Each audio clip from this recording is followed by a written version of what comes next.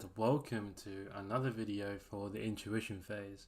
Now in this video we're going to talk about the different types of entries that we have, but in a different way. So I don't need to teach you guys the entry criteria or the entry types or the entry patterns and so on. I don't need to teach you that because you should already know that from the original course. However, this is the part where I can't decide for you. This is something that you need to decide for yourself, but hopefully this video gives you a better idea on the probabilities. Because when it comes to entry types, yes, there are several types of entries, but there are different levels of probabilities to each entry type, right? Which we all should understand.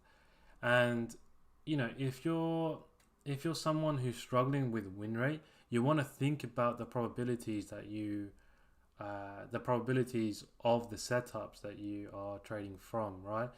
Obviously, this also counts from your POI selection. Now, POI selection, the other intuition phase video should help you understand which POIs to use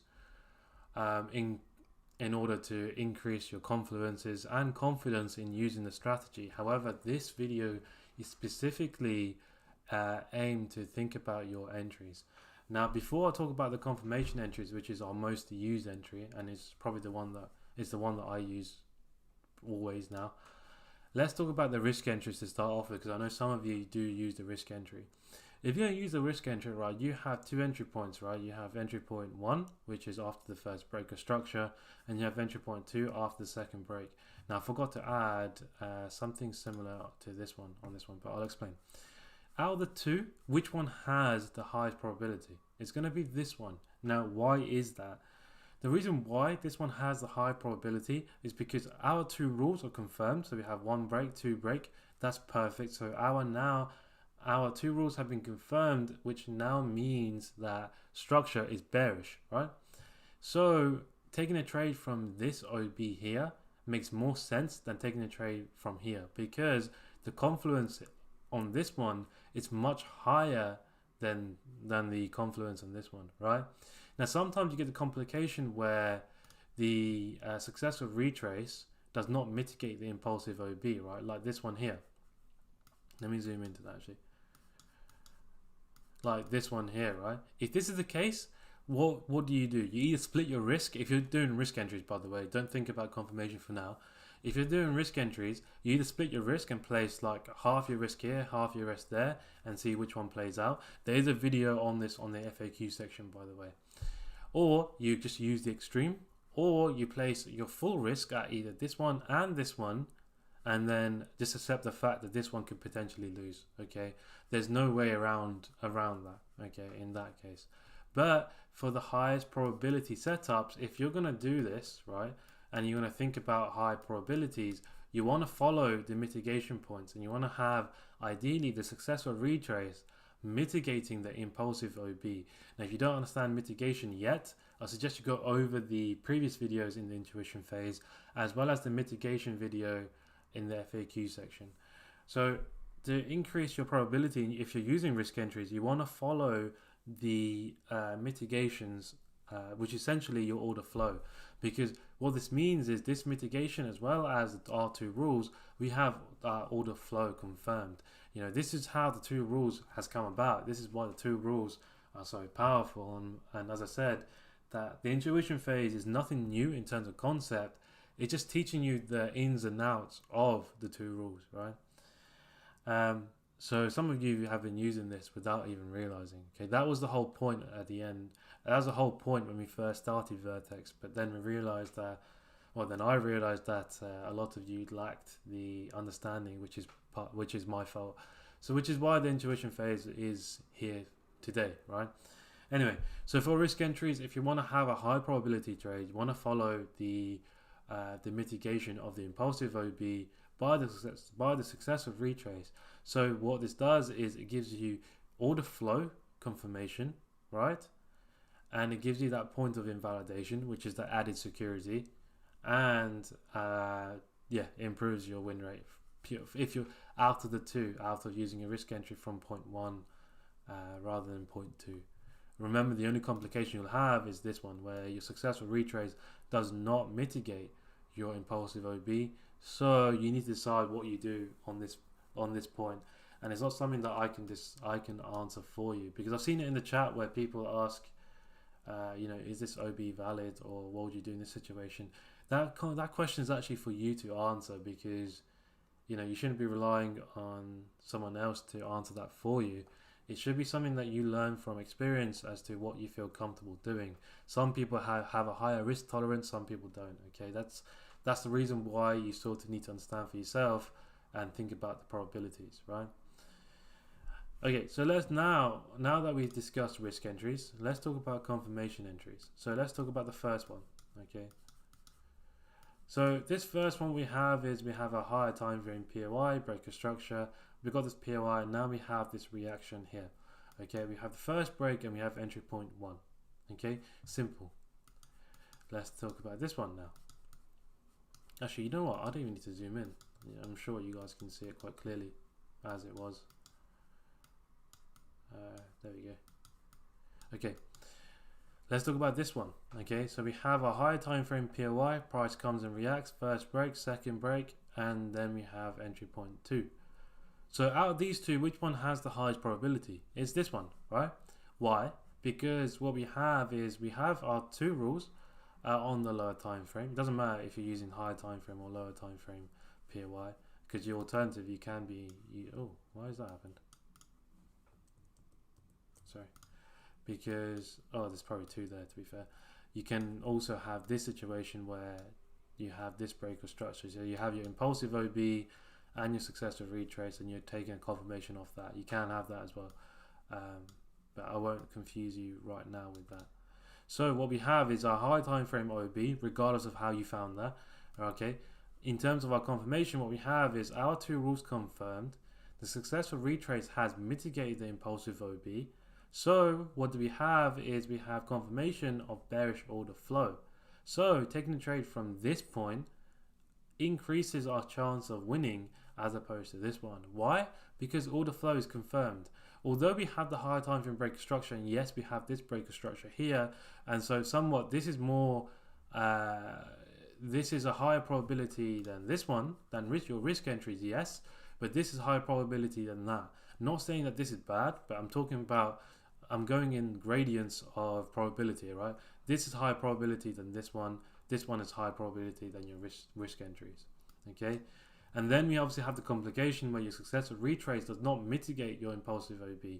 So that is where you have to do your whole split your risk situation. Now, the difference between this and your risk entry is the fact that your impulsive OB is generally the one that's mitigating your higher time frame OB. So the confluence on that OB is higher than your successful retrace majority of the time. You need to bear in mind, if you watch the OB confluence video, you need to decide which OB holds higher confluence, because I've seen so many people take a trade out of this one and then get so upset the fact that this one lost, but you accepted that risk because you accepted the fact that this is lower probability. If you haven't accepted that, then you shouldn't be taking a trade like that, because the understanding is just not there. Okay, you need to think about the confluences and which OB, which POI holds a higher confluence out of the two that you're looking at. Okay, because at max we should have 2 entry points. Okay, now let's talk about our inception entry. Now the inception entry, this is something that I've noticed that a lot of you obviously focused on for a while. A lot of you focused on recently, even though I've been doing this since January, to be fair. I think it's only because I've given it a name now anyway, which is highlighted a bit more. But let's talk about the confluences for this one. And why did I do it this way around? Okay, let's talk about this one to start off with. So we have our first break of structure. Okay, and then this is our higher time frame POI. Now we have our lower time frame breaker structure and our lower time frame POI, and then we have the even lower our inception entry, inception time frame POI. Okay, breaker structure entry point 1. Okay, now this one holds higher probability than this one and this one, as well as your risk entries. Okay, why? Because we have that mitigation, so we have bearish order flow confirmed by this breaker structure, and then we're confirming it again by following the reaction that we have on a lower time frame of the POI. Okay, and to go one step further, you can have two rules on your inception entry time frame, okay, which has that mitigation point, and then you can take the trade following that. Now this holds the highest probability, okay, out of the ones that you see here, because alternatively we can have this where we have the mitigation. Oh, actually, let me draw on this one. Alternatively, you can have this one is where we have I'll change the color, where we have the mitigation, because this is ultimate high probability. So let's talk about this one. So what we have is two rules on our confirmation time frame, and then two rules on our inception time frame, and then we get entry point on entry point number 2 when the successful retrace has mitigated the impulsive OB. Okay, so now the confluence on this one is much higher than every other setup, because alternatively we can have this situation as well, where at this point we don't know what price is going to do. At this point what we have is one breaker structure, two breaks, but we don't have we have two POIs, okay, two entry points on your inception entry. So what do you do in terms of your high probability? Your high probability comes from using the impulsive OB and then continue the trade. Why? Because that impulsive OB created that mitigation. So essentially what I'm trying to say is what I've said in the mitigation video and the order flow video is essentially follow the mitigation. And something that I've always said before the intuition phase was use the extremes. Okay, focus on the extreme, purely because the high probability is there. Now obviously as a mentor, I'm not one to decide how you take your trades. I can only guide you to such an extent, but I'm hopefully trying to show you how you get the high probability trades, because the question comes about win rate quite a lot. And to be fair, when I first started, I was doing entry points 1 like this and entry points 2 like this and like this. I wasn't doing anything like this, and I wasn't really following the mitigations initially, right? My win rate was not great, but obviously the risk to reward keeps you on top. Okay, when you apply the fact that you have order flow, and when you apply the process of mitigation, which is order flow, you would notice how much you'll notice how much your win rate improves just by focusing on that. And it doesn't matter what time frame. And there's something that a lot of you tend to fixate on is time frames. You know, I'm not discussing time frames at all. That is completely up to you, what you decide to use in terms of what is visually clear for you. There's no set time frames to do anything. There's no set time frames, all right? That's the one thing to say, and one thing to take note of is that there's no set time frames from doing anything. You need to think about what is clear for you, because markets are fractal. So what is happening on the lower time frame will eventually replicate on the higher time frame to a certain extent. Okay, so going forward from following this video, I want you to focus on probabilities, because some of you are getting quite upset from having losses from these trades, from taking a trade here and then taking a trade from here and then having a win in one and losing one, or taking a trade from here and then losing, taking a trade from taking a trade from wherever you're taking it and then losing without realizing that there's a higher probability chance. So you can't be complaining about your win rate if you're not doing anything about it in that sense.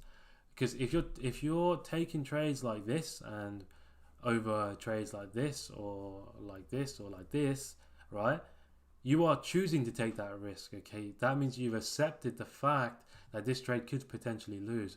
As with any trade, you should accept the fact that your trade could potentially lose. Okay, but the thing is, with losses, it does have a massive psychological effect, right? And it does, block our minds to a certain extent. If we increase our probabilities by just being that little bit more patient, right, just a little bit more patient, right, you'll notice that your win rate will improve dramatically. And this also leads to the point that, the reason why we trade less is because we wait for the highest probability setups. It doesn't matter what time frames we're using, but we wait for the high probabilities, either this one or that one, or even this one. Okay, these are high probability, and these are the ones that we ideally like to use to improve our win rate. But saying all that, we have accepted the fact that the trade will lose. Well, not will lose. The trade can lose. Okay, you need to be aware of the fact that your trade, it does not guarantee a win just because you're following a winning strategy or winning edge, because you know at the end of the day it's still an edge. An edge always has flaws. Okay, you won't have a perfect strike rate. It's just impossible, and we need to remove that from our mindsets. So going forward, what I want you to think about is, are you trading with the highest probability setup? And if not, you need to question yourself, are you happy taking that extra risk or not? If you're not, if you're very bad at handling your losses, just focus on having the high probability setups. And something that I want you to focus on is focus on yourself rather than others in the group, because sometimes it can be a little bit confusing. Obviously, it's nice to have a community, and it's nice to engage with each other. And to be fair, it's really nice to see from my perspective as well. But in terms of execution, I want you to focus on yourself and what you're comfortable with. Doesn't matter what I'm comfortable with, doesn't matter what James or Nick are comfortable with, or any other student. You need to focus on what you are happy to do in terms of risk. Okay, that's all it comes down to, is your risk.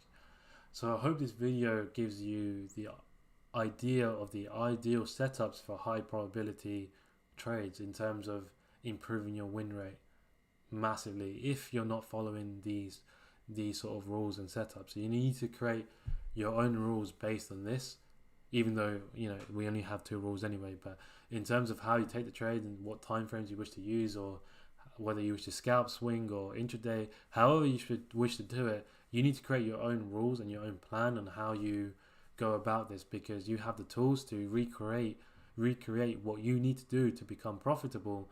But at the end of the day, it needs to come from your understanding and your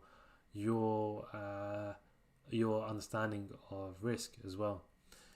But for now, I think that's everything that needs to be discussed. I think that's everything that needs to be discussed. For now, I'll leave you be for the next video, whatever that will be. We'll see what happens. But I hope this video was useful for you guys, and I hope you enjoy. Take care.